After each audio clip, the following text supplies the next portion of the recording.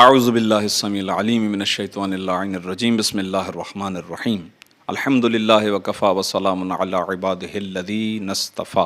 الذین اذھب اللہ عنہم الرجس وطہرہم تطہیرا وقال اللہ تبارک وتعالی فی کلامہ المجید بسم اللہ الرحمن الرحیم وَإِذَا قَرَأْتَ الْقُرْآنَ جَعَلْنَا بَيْنَكَ وَبَيْنَ الَّذِينَ لَا يُؤْمِنُونَ بِالْآخِرَةِ حِجَابًا مَسْتُورًا۔ ماہ رمضان المبارک میں خاص طور پر ذکر قرآن کیا جاتا ہے، اور اس کی وجہ بھی ہے کہ ایک تو خود یہ قرآن کلام الہی ماہ رمضان میں نازل ہوا، اور پھر ائمہ اہل بیت علیہم الصلاۃ والسلام کا وہ کلام، وہ احادیث کہ جن کے اندر بالخصوص قرآن کی تلاوت اور قرآن کے بارے میں تدبر اور غور و خوض کرنے کی روایات ماہ رمضان سے منسلک ہیں۔ مشہور و معروف روایت جسے اصول کافی کی جلد نمبر 2 میں بیان کیا گیا ہے 5ویں امام سے، کہ ہر چیز کے لیے ایک بہار ہوا کرتی ہے، اور قرآن کی بہار ماہ رمضان المبارک ہے۔ لہٰذا عام دنوں میں بھی قرآن کی تلاوت کی جاتی ہے، لیکن روایات میں ہے کہ جو شخص ماہ رمضان میں قرآن مجید کی ایک آیت کی تلاوت کرے تو اس کے لیے دوسرے مہینوں میں ختم قرآن کرنے کا ثواب پروردگار عالم عطا فرماتا ہے۔ یہ قرآن اللہ کا وہ کلام ہے کہ جس کے بارے میں چھٹے امام کی ایک حدیث اصول کافی میں بیان ہوئی ہے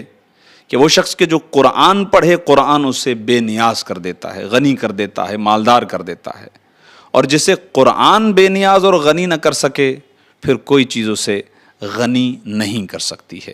ماہ رمضان کی جو بھی عبادات ہیں ان میں قرآن کی تلاوت کو ایک خاص اہمیت حاصل ہے۔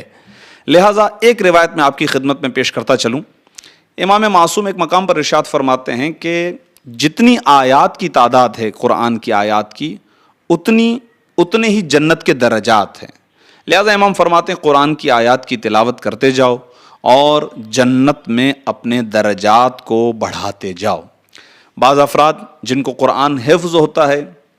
وہ اسی طرح قرآن کو بغیر دیکھے تلاوت قرآن کرتے ہیں، حرج نہیں ہے، قباحت نہیں ہے، لیکن ایک خوبصورت روایت ہے۔ ختمی مرتبت سے جب پوچھا گیا تو جواب دیا کہ شیطان کو یہ چیز بڑی زحمت دیتی ہے کہ جب قاری قرآن کو دیکھ کر قرآن کی تلاوت کرتا ہے، اور اس کا ایک فائدہ یہ بھی ہے کہ انسان کی بصیرت، انسان کی بصارت میں اضافہ ہوا کرتا ہے۔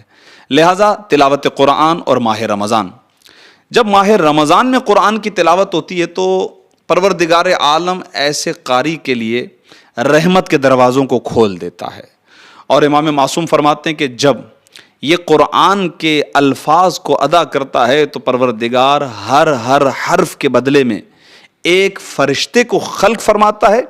جو فرشتہ قیامت تک اس قاری قرآن کے لیے استغفار کرتا رہتا ہے۔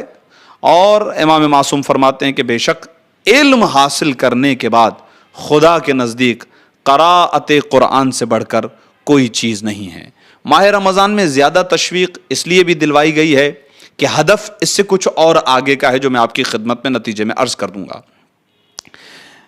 پروردگار عالم بسا اوقات انسانوں کے گناہوں کی وجہ سے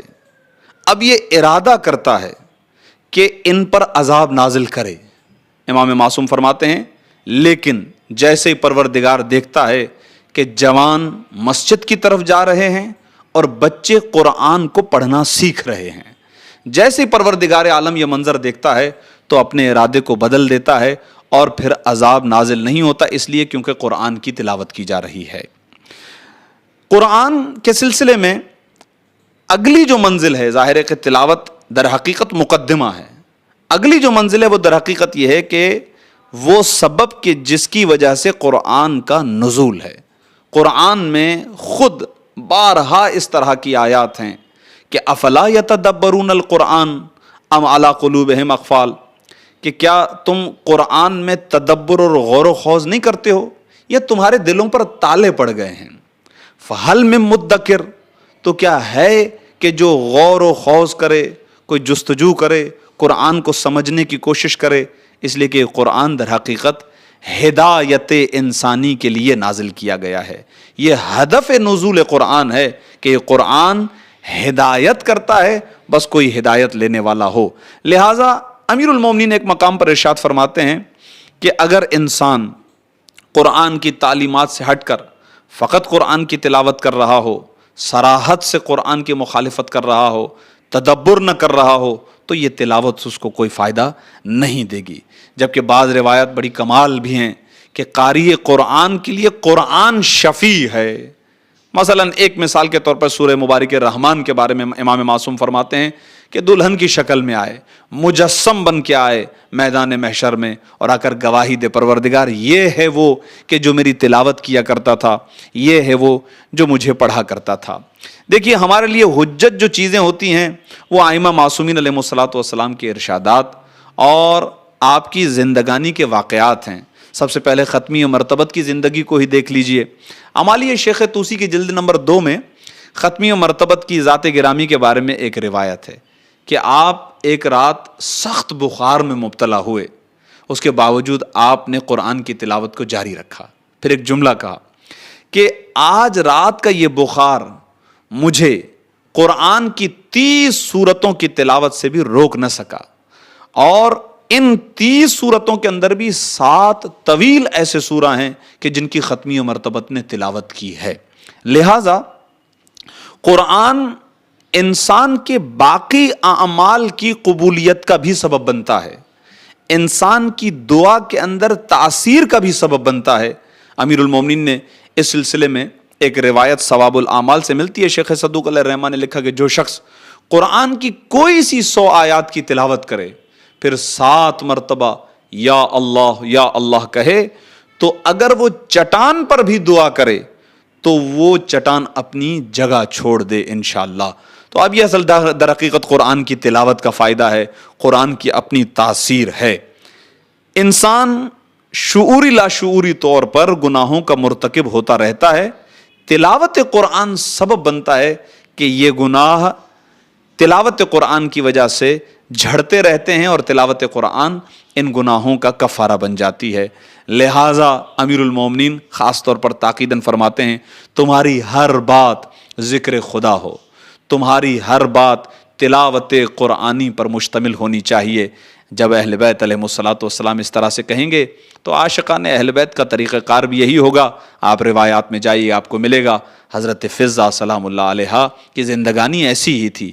مشہور ہے کہ 20 سال تک جب کلام کیا تو قرآن کی صورت میں کلام کیا۔ ایک اور مقام پر امیر المومنین ارشاد فرماتے ہیں تمہارا شب و روز کا ساتھی قرآن ہونا چاہیے، قرآن کی قراءت کرنا بہترین عبادت ہے۔ لہٰذا عزیزان گرامی قدر، قرآن ختمی مرتبت کی ذات گرامی پر بطور معجزہ نازل کیا گیا۔ قرآن قیامت تک کے لیے اپنے وجود کے اندر ایک چیلنج لیے ہوئے ہے کہ فرد بشر جو آخری ہے اس تک کی ہدایت کا میں ضامن ہوں۔ لہٰذا جب بھی خلوص نیت کے ساتھ، قلب سلیم کے ساتھ تفکر کرتے ہوئے، تدبر کرتے ہوئے، غور کرتے ہوئے، الہی پیغام سمجھتے ہوئے جب ہم قرآن کے قریب جائیں گے، قرآن سے انس اختیار کریں گے، تو یہ قرآن یقیناً ہماری ہدایت بھی کرے گا اور ہمیں اپنی خلقت کے قریب بھی کرے گا جو ہمارا ہدف ہے۔ لہٰذا عزیزان گرامی قدر، پروردگار عالم کی بارگاہ میں اسی عظمتوں بھرے مہینے کا واسطہ دیتے ہیں اور خود کلام حق کا واسطہ دیتے ہیں کہ پروردگار عالم ہمیں قرآن کی تلاوت کرنے، قرآن سے انس روا رکھنے، قرآن کی تعلیمات کو سمجھنے اور اس پر عمل کرنے کی توفیق عطا فرماتا رہے، اور ہماری زندگی میں، ہماری روح کے اندر قرآن کی تعلیمات رچ بس جائیں۔ یہی ہدف قرآنی ہے۔ لہٰذا پروردگار عالم کی توفیق کے بغیر تو کچھ بھی حاصل نہیں ہو سکتا۔ لہٰذا توفیق تلاوت قرآن بھی ماہ رمضان کے اندر ختمی مرتبت پروردگار عالم سے دعا کرنے کا جہاں طریقہ سکھاتے ہیں وہاں یہی کہتے ہیں کہ جب بھی نمازوں کے اوقات میں بھی بیٹھو تو اس طرح سے کہو پروردگار تو مجھے اپنی کتاب کی تلاوت کی توفیق عطا فرماتا رہے کہ تیری توفیق کے بغیر کچھ ممکن نہیں ہے۔ لہٰذا پروردگار سے ہماری یہ بھی دعا کہ پروردگار ہمیں توفیق عطا فرماتا رہے کہ ہم قرآن کو سمجھیں اور اس پر عمل کریں اور اپنی خلقت کے ہدف کو پالیں۔ ربنا تقبل منا انک انت السمیع العلیم وتب علینا انک انت التواب الرحیم۔ اللہم صل علی محمد وآل محمد وعجل